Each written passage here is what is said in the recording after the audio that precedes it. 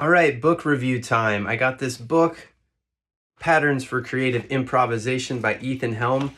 Now, I paid for this book, and this book was not asked to be reviewed. So this is unbiased, and I just wanted to show people it because a lot of people might not know about it. My buddy Colin Gordon turned me onto it, and I love it. I think it's really cool. I think it's great for technique stuff, get those fingers moving, and it's got a lot of really cool ideas in here. So here's a little excerpt from the first etude, and called Through Many Doors. I'll use the metronome, I guess.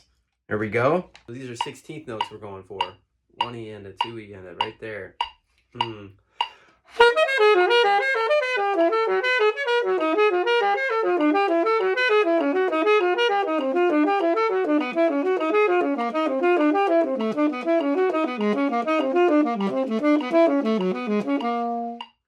Woo!